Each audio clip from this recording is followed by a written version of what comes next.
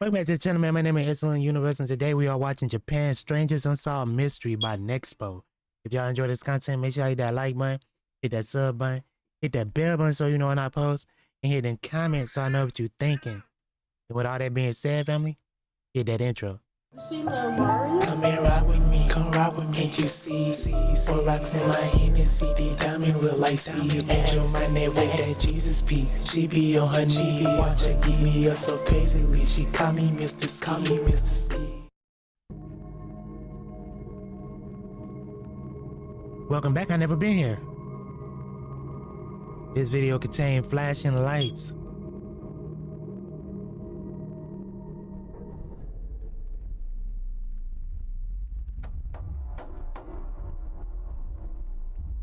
There's a mystery in the woods.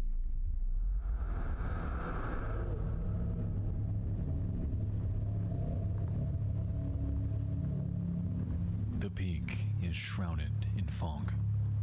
It's the aftermath of one of the most violent storms to hit the area in months. A search helicopter powers through the mist, scouring the region for a pair of hikers from Tokyo who set out the day prior and haven't been seen or heard from since. This hunt has been ongoing for hours, sunlight dwindling as search teams comb every crevice, yet find no trace of anyone around. But as nightfall takes its grip, enveloping the area in complete blackness, suddenly, something strange enters their view. SOS. Just I like this nigga. He got like some 3D effects going on, some unreal shit. south of Mount Asahidake, a crudely constructed, massive SOS sign beckons from a clearing. It's undeniable that the missing hikers have made this, and it's a damn good thing they did, because with conditions like these, finding them otherwise would have been nearly impossible.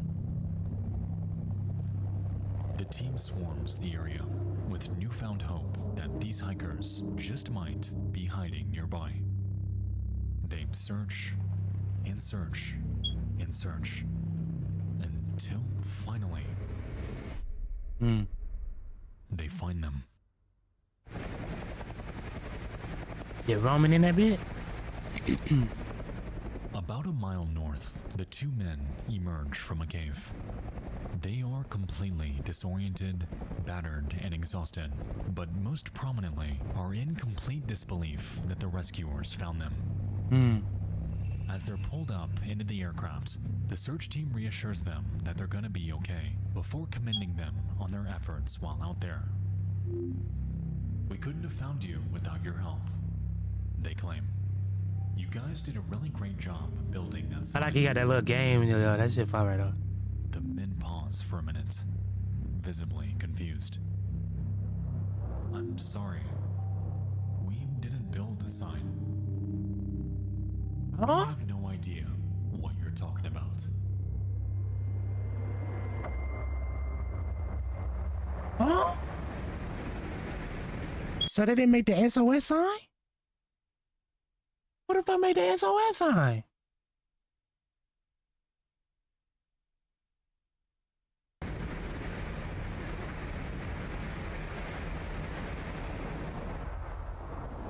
Oh, hell no.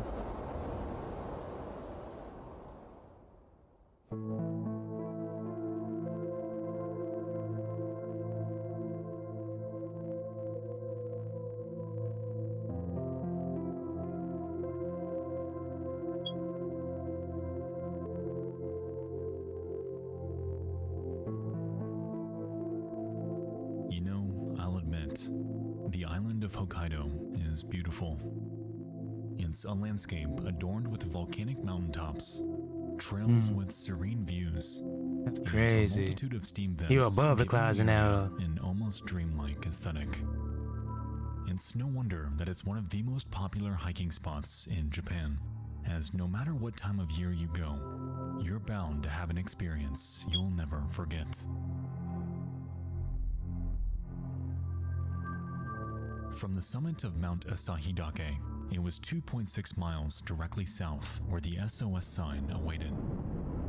Resting in a relatively flat wetland, it was constructed with 19 cleanly cut birch tree logs, each measuring at around 16 feet long. Interestingly, the deviation down here is considerably longer than the main hiking trail on the mountain, making its existence entirely perplexing. As far as it's known, there are no trails south of this mountain, implying that whoever built it had to have made their diversion from the north. A detour littered with steep cliffs, a dense forest, and even the turbulent Chubet River. How they even get through all that though? Like, how did they even do that? At this point, it's completely unknown how this person got here, and for Japanese police, it was undeniable that a mystery was brewing on the mountain. Someone is still out there, likely pleading for help. Yo, I didn't even think about that shit though. One day later.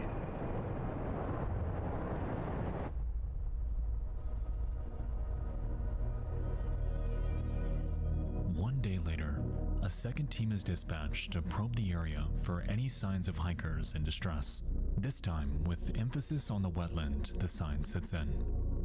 And while they all held out hope of finding someone still alive, unfortunately, just a few short hours into their search, they'd uncover quite the contrary. Oh, they found a dead body. Hey, yo. The SOS sign are scattered human remains covered in bite marks from wildlife, and nearby, a backpack containing various items. The identity? I like this nigga video. I like this nigga videos. He fire with his edits. Sony Walkman, 4 cassette tapes, toothpaste, a bar of soap, and a towel. At first glance, it's obvious that the bones are connected. However, a curious question lingered in everyone's mind. How did this person with enough energy and strength to build an SOS sign out of 19 massive logs allow themselves to die in nature? That boy, after he got down from that mountain and shit, man, crossed that river, he had enough will to fucking build that SOS sign. I guarantee when he was done, he didn't have no more energy. He didn't have no more energy. That's probably how he died, bro. Nigga he been through a lot. If he went up a mountain where it was snow and wind and all that, he had to deal with that. Then he had to go down the mountain, had to deal with that, had to cross a river. And that probably took at least 2 days. So like, yeah. After that SOS sign, bro, I guarantee that bro energy was gone. He was just saying, fuck it. For the rescue team, nothing further was discovered that day. For what it's worth, though, this seemed like a pretty open and shut case. Locals have claimed that the weather on this mountain is volatile, with thunderstorms rolling in with hardly any notice. Perhaps this person got turned around, mistakenly made their way down here, and spent their final days awaiting help that never came. Damn. The sight at the SOS sign and the story it tells is grim, but all things considered, this case, again, seemed relatively straightforward. Someone passed away here and built an SOS sign before it happened. The only question really was, who was it? And how exactly did they get here?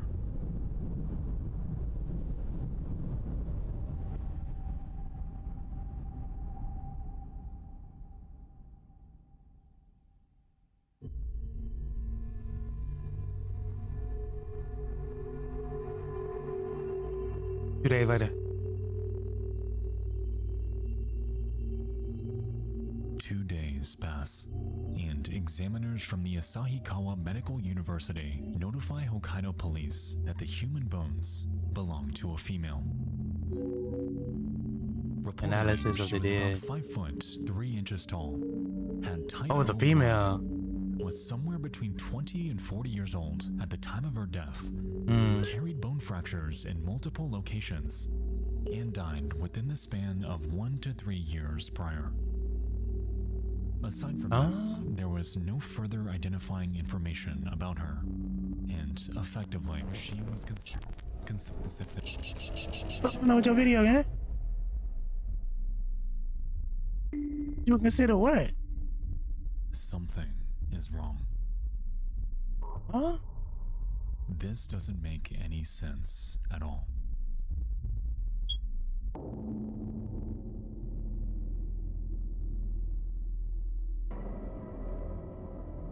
What's going on?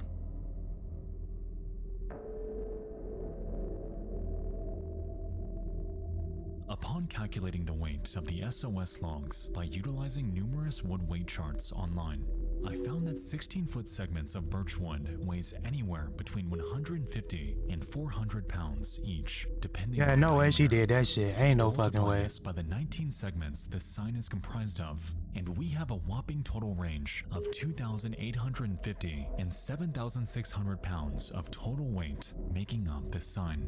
Yeah, no way. So, with this information, we're left to assume that a 5'3" female with fractured bones had the energy and strength to not only cut down 19 massive trees with tools that were never found, but also had the stamina to transport anywhere between 1 and 3 tons of weight completely by herself.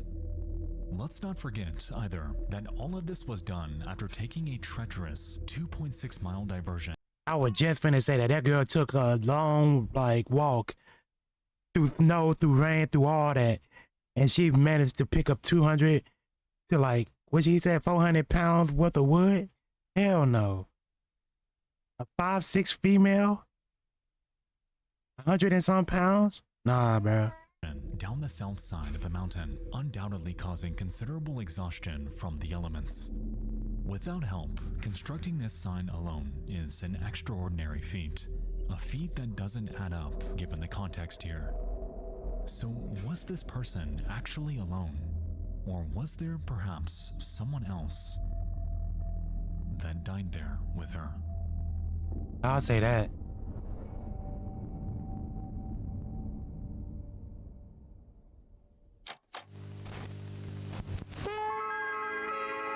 So I would have said maybe them two niggas killed her type shit.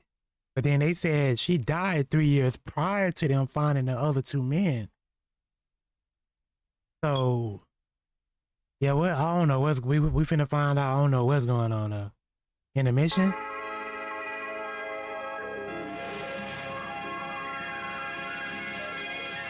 Before we can, all right.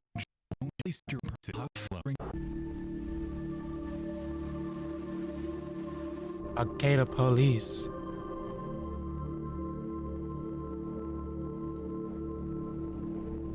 It's late at HQ, and investigators are scouring for clues. Of everything they uncovered, the cassette tapes seem to be the most promising lead on uncovering the identity of this woman. And so, they put them in their tape player and begin to listen. As they play, they're met with musical tracks taken from various anime TV shows. However, Look, once they mixtape get on to there. the last one, something strange gives them pause.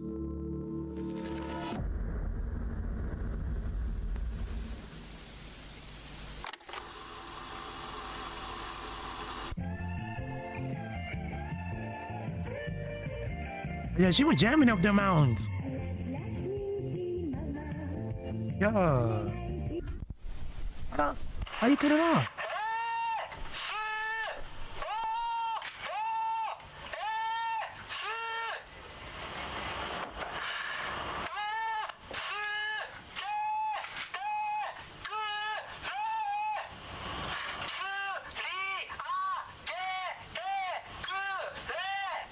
What are you saying?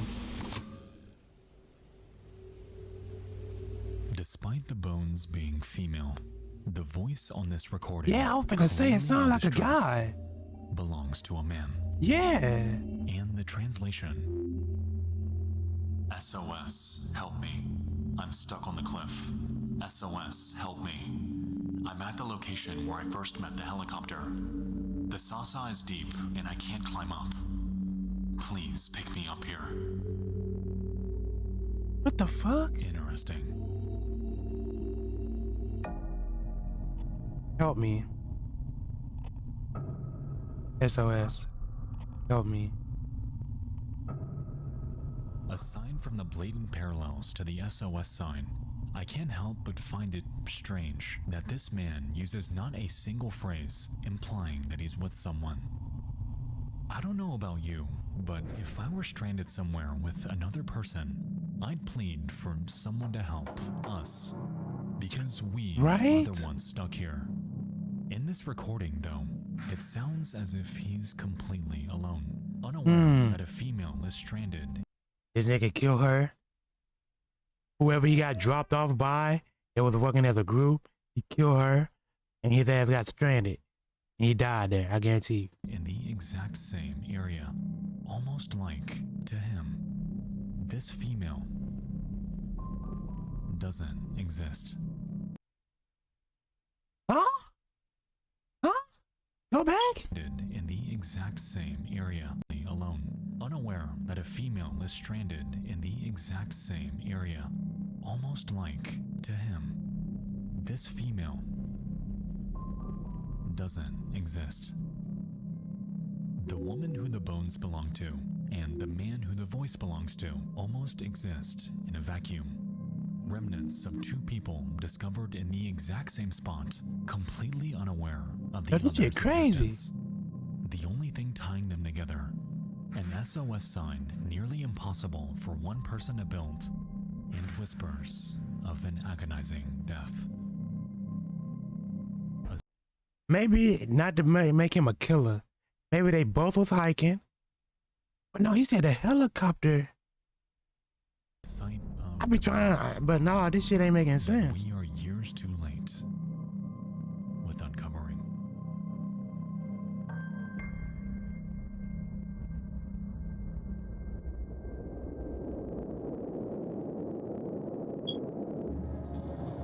Three days later.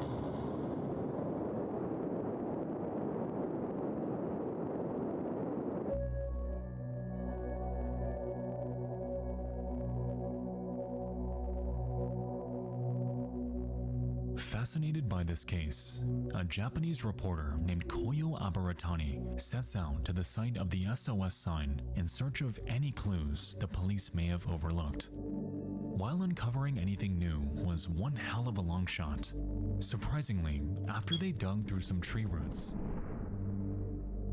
they actually uncovered Swedish something. heat. They censored your last words, but I'm gonna look it up. I'm gonna look it up after this. And hidden under foliage was a large hole containing various belongings. 2 cameras, a notebook, and most prominently, An ID. a license. This ID belonged to a man named Kenji Iwamura, someone from Kanan City in southern Japan, over 800 miles south. And it was 800 miles from where he lived. Was massive because for all anyone knew, this was bound to be their guy. I mean, this had to have been the voice on the recording, right? And of course, this man must have been associated in some capacity with the female bones found at the same site. While she may be, up to this point, still unidentified, at the very least, those investigating this case finally had a name. Kenji Iwamura.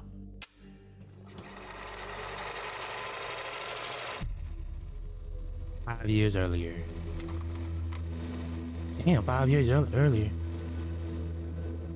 It's the middle of summer, and 24-year-old Kenji Iwamura sets out for Mount Asahidake for a short hiking trip. He arrives at a small mountain lodge at the base of the summit and only plans to be there for a couple nights. Later on, he informs the hotel owner that he's embarking on a hike, ignoring warnings of a storm that would hit the area that night.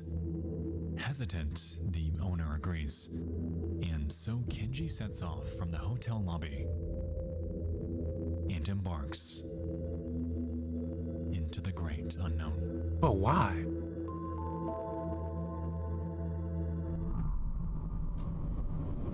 Nigga never came back, did he? As time ticks by, the sky darkens. The hotel owner becoming increasingly anxious and with no way to contact him to confirm how he's faring in this unstable weather. Hey, baby, I got you. Hours pass without a word from him. The storm comes and goes. The clock approaches. So far, we found out we really don't know what the story about. So far, we found out woman went hiking, made the SOS supposedly by herself, but we found out that she wasn't by herself. There was a man with her. He had cassette tapes. He made voice recordings of saying, help me, help me. There was a helicopter that dropped me off, and I guess he got stranded or whatever. They haven't found the man body yet, but they found the woman body. The funny thing is, they found all of this trying to find two men that got lost in the woods. They found them, though, and they thought they wrote the SOS, but turns out they didn't even write the SOS. So, and the woman was too, she wasn't bodily, she wasn't able to lift them logs and shit like that to make that SOS sign, at least not by herself. A whole bunch of this shit kind of confusing right now, and I'm hoping at the end we'll get it. Be like, oh shit. But yeah, we finna find out what's going on in a second. Days pass without a word from him. Weeks come and go. Kenji Iwamura never turned up. He was never seen again. Woods is a dangerous place, bruh. The woods and the ocean, Of Kenji's them the two places like, that they'd cracked don't go by yourself, bruh. Reportedly, determining You know what I'm saying? fragments isn't Cause your always ass can accurate, disappear like and that, for all especially they in the knew, ocean. they had It seems to like the belong woods to is worse, cause From here, they tracked animals down and shit contacted finds your body, Kenji's it's over with. They gonna family, munch believing on that you. This was the final piece of verification they needed to close this case. Their confidence was And at your an body all-time never get high, found, cause most of catalyzed them by his niggas eat the parents bones and later everything. claiming that he was an avid fan of anime and that the backpack they uncovered indeed belonged to him. So that was his And backpack. So, at last, So who the police female? played a cassette tape for them, certain that they'd recognize the voice of their son. And as fate would have it, by the grace of God, they didn't recognize this voice at all. They have no idea who this person is. Yo!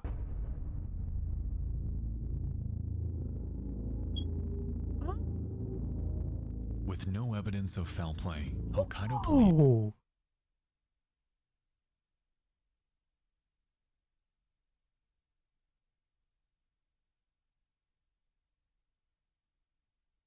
Oh, they found the ID of the guy.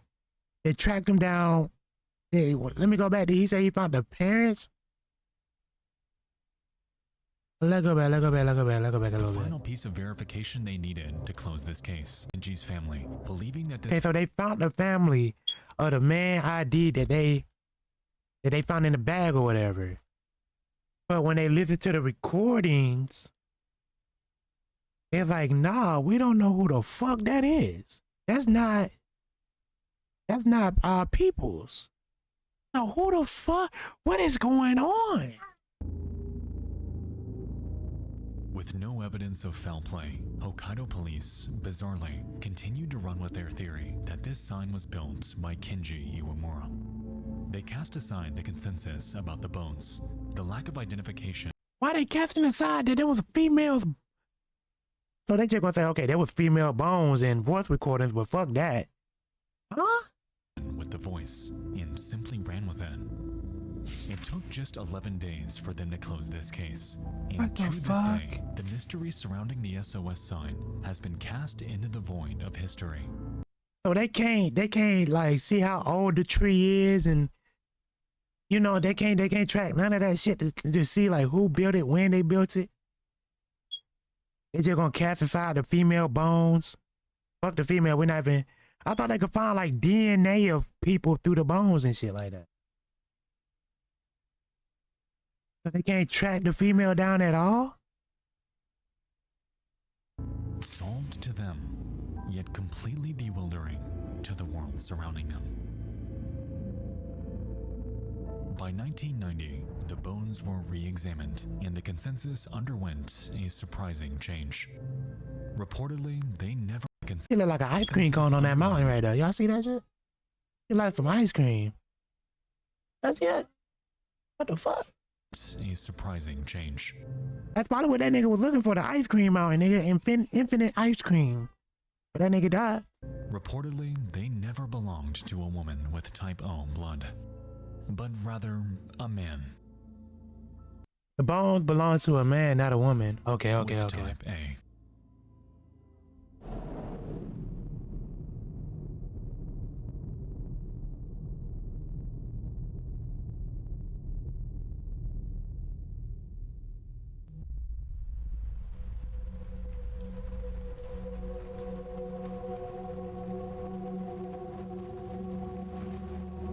Why the hell were the bones suddenly reclassified? Who was the man recorded on Kenji's tapes? Question. How were these massive trees carried and placed by just one person? And how were these trees chopped down at all? That is a good question. How the fuck were them trees chopped down? How did he chop down them trees? That is a good fucking question. I never thought about that when I'm watching this. So you mean the man nigga playing Sons of the Forest? This nigga chopped down the trees, broke them down a little bit, took them to this area, built an SOS sign big enough for a helicopter or whatever to see from a tall height or whatever. So we counseled the woman because it found out the bones is a man. So what the fuck?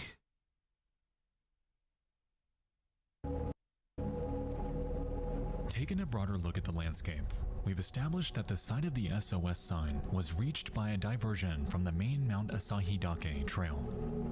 As we've seen, though, multiple hikers have done this. So how have they all made the exact same mistake?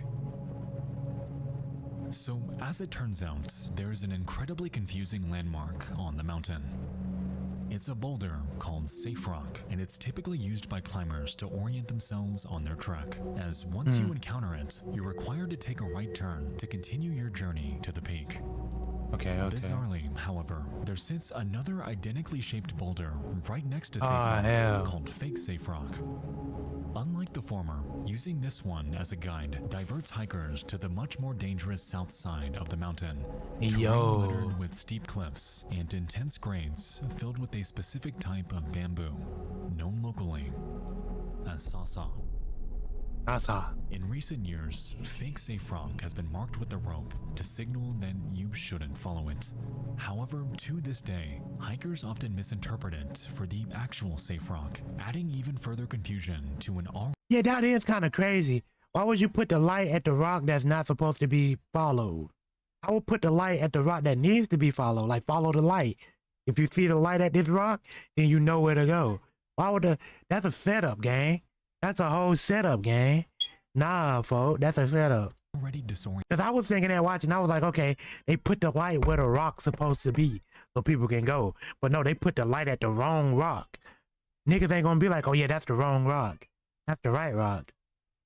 Situation. I'm sure you're finding this convoluted as I'm explaining it to you. Now A little bit. imagine if you were faced with this dilemma while exhausted, in the wild, and completely alone. To this day, it's believed that both the Tokyo hikers and Kenji Iwamura made this mistake, leaving them both to be stranded and completely helpless. And the other two got So, found. with this in mind, let's go forth and entertain the idea that Kenji Iwamura was the only one involved here. Let's just say that everything belongs to and was done by no one but him. It can't be like that though, gang. Because in the voice recording, that nigga said, yo, the helicopter dropped me off. The helicopter left me and I'm stranded. So, huh? That's what he said in the voice recording. So somebody was there with him and they left his ass. Maybe they was in a rush or whatever, or there was a storm and they had to go get up out of there and he was kind of behind. Something, he wasn't alone in this shit, bro. Ain't no way. So it went a little something like this. We going into the mind of this boy. See what he talking about. Kenji Iwamura begins his trek from the lodge and makes his way up the Asahidake Trail. Because of the impending storm, it's possible that there are few hikers up on the mountain. He makes his journey all the way up before the sky darkens and dense fog rolls in. He encounters the fake safe rock, confusing it for the real one, and makes a right turn, leading him south. What's so crazy about them rocks? They both got right turns. That's the crazy shit. Like you would think one rock would have just a left turn and the other one got the right turn. It's crazy, both rocks got right turns, but one of them can kill you and the other one is the safest route to go. That's crazy. As the day bleeds by, he begins to panic, the sky darkening as his psyche becomes ever more anxious. He recognizes not a single thing about the path he's on, and Hope everybody in the chat having a blessed day, man. I hope everybody good, man. He's venturing. Make sure y'all hit that follow button. Join the universe, we're getting bigger and bigger. Completely turned around and with no other choice, he continues, following some semblance of a path, even though it's only heading down. Is he heading back to camp? Are there any towns in this direction? Where exactly is he going? As hours pass, he becomes more panicked and begins screaming for help, for anyone to hear him. He falls off a cliff on the way down and breaks two bones. And so, in immense distress, pulls out his Sony Walkman to record an SOS message and later plays it on repeat to save himself from damaging his voice. But then how would he build the SOS with broken? Downward, he encounters and crosses the Chupetsu River before eventually landing at his final destination, the flat wetland where he would build the SOS and where the two would inevitably remain. But one, how did he chop down the trees, and then how did he pick up 240 pounds worth of shit and make a whole SOS? How the fuck did he do that with two broken on the surface, or messed up legs? This theory makes sense. However, it don't make sense. Begin to pick apart the finer details. Exactly. The story rapidly falls apart. As we know, the only cliffs in the vicinity are up the mountain, and if these are what Kenji's referring to in his recording, assuming it's him, then he made it to the wetland with broken bones and in excruciating pain. Even if we give him the benefit of the doubt and say that he had every tool in the world, building a sign of this scale would take immense effort for just one person. One person that's hurt. Something like this would take 2 days to construct for someone healthy. So how in the world did Kenji do this while critically injured? He wasn't injured. No axe ever found. And why would he have one on a mountain hike anyway? On top of this, the condition of the bones indicated that he would have been incredibly frail by the time he passed away. There is no way this man made this thing alone, leading me to believe that Kenji Iwamura, perhaps, wasn't the only one to die. Maybe. Consider this. Kenji is on the hike, and somewhere during his climb, encounters someone else out there. The two are both on their way to the mountain peak, and so they pair up and continue their trek together. As the fog rolls in, the two begin to undergo equally critical errors, making their turn at fake safe rock and getting lost down the mountain's south end. Injured, one of them makes a recording while the other pleads to keep going. And so they continue downward, cross the river, and make it to the wetland where Kenji lies in agony. It's possible that this other hiker, for some reason, had an axe, and over the next few days, made this sign with incredibly limited help from But why Kenji. leave him? Kenji knows he can't go any further, though. And so, in a final fit of desperation, the other hiker grabs a handful of supplies and takes off to find them help. In a way, this could explain why police never found an axe. This could explain why the voice on the recording wasn't Kenji. And this, potentially, could explain how this sign was even made in the first place. The human body can go 3 days without water, and perhaps this unknown person used their last in a final push for rescue. At the end of it all, though, they would never make it and instead would die a slow death. Surrounded by darkness, by wilderness, and in a forest. Completely abandoned. Hell nah.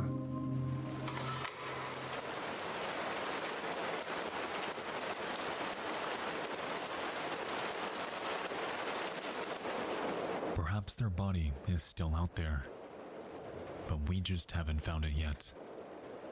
It's a tragic end to someone who may not even exist, but goddammit, it's the only way this story makes any sense. Kenji Iwamura Hold had up, to have bruh. gotten help. Let's go back a little bit, gang. Hold up, bruh.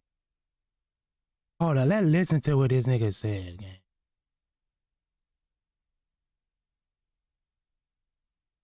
Hold up, where we at? Where he at? Where it at?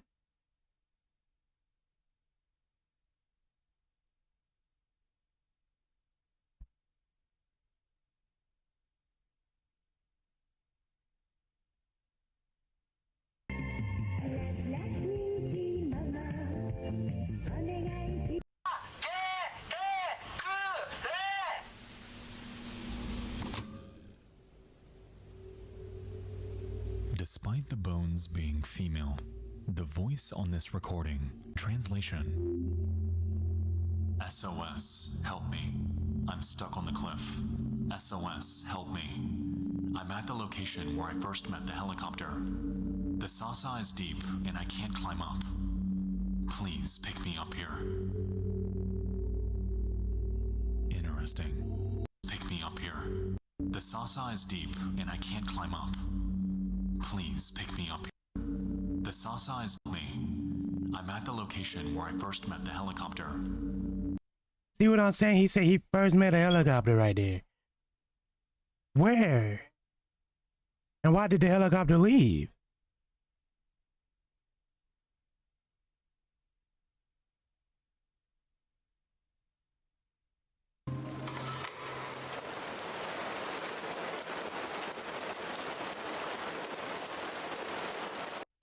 Who may not even.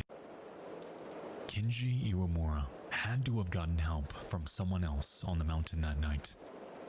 There is just no way in which he couldn't have. A helicopter dropped him off, bro. He said he met a helicopter.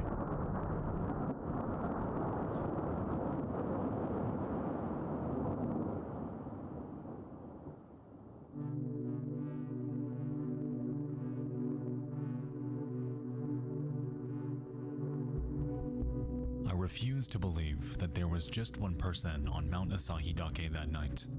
The circumstances are just too extraordinary for one to pull this off alone. The broken bones, the stranger on the tape, the rapid closure, someone migrating literal tons of weight. We talking about everything but the fucking helicopter. Everything about this conflicts with the reality of the situation we've been given. These theories, as far-fetched as they are the only way this makes any sense in my brain.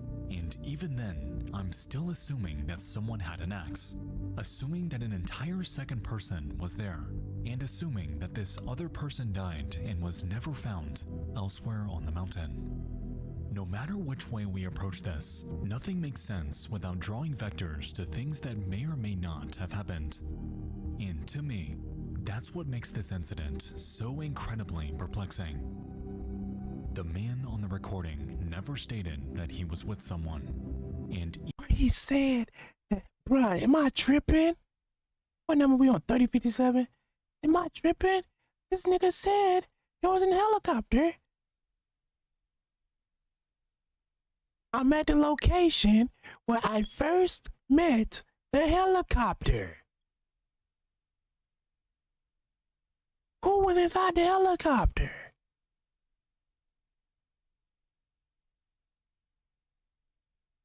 Why he's not talking about that? Why the fuck this nigga not talking about that? Maybe he talk about it later. In my brain. And even then, I'm still assuming that someone had an axe. Assuming that an entire second person was there. And assuming that this other person died and was never found elsewhere on the mountain. No matter which way we approach this, nothing makes sense without drawing vectors to things that may or may not have happened. And to me, that's what makes this incident so incredibly perplexing. The man on the recording never stated that he was with someone. And even if we assume that Kenji wasn't alone, the only way this story makes any sort of sense, it's almost like the two of them never even knew the other existed. It's like two people encountered the exact same spot, just on completely different timelines.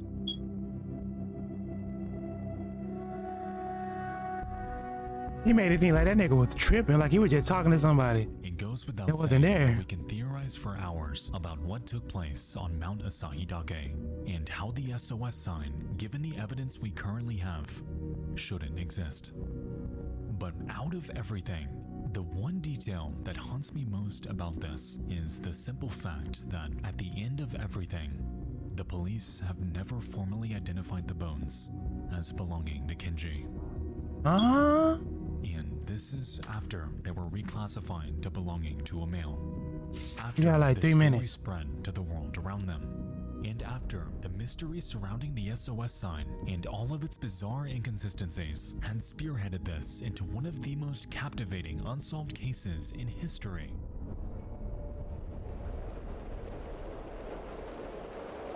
There has never been an official answer as to who the bones belong to. Y'all not talking about the And to helicopter that this day, nigga saw. Nobody knows when the SOS sign was made. And who in the world built it. Whoever was in the fucking helicopter with him.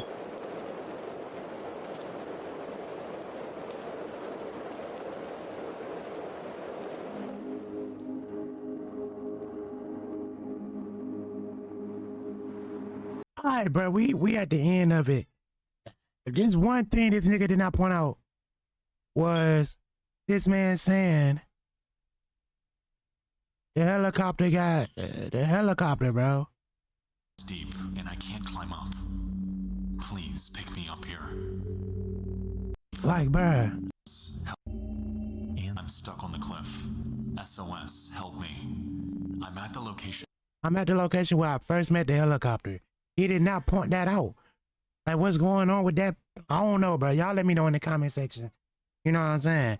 But I feel like whoever was in that helicopter, he said, I first met the helicopter. I'm at the location where I first met the helicopter. So that sounds to me like he had a deal. He was meeting somebody to get something or give somebody something. Like, I don't know, bro. I don't know. But like I said, man, y'all enjoy this video. Make sure you hit that like button, hit that sub button, hit that bell button so you know when I post, and hit them comments so I know what you're thinking. Because, bro, like I said, I feel like if they dive deeper into that helicopter, bro, they'll find, like, what's going on. Because that nigga said, I'm at the location where I first met the helicopter. You know what I'm saying? So that means they found the SOS sign, and not too far, they found the book bag with the tape recordings and all that shit. So that means the helicopter had to land in that field because they could not land in them trees. You get what I'm saying? So they had to land in that field. But yeah, though. But yeah, man, click all them good buttons. And with all that being said, peoples, I will see you all later.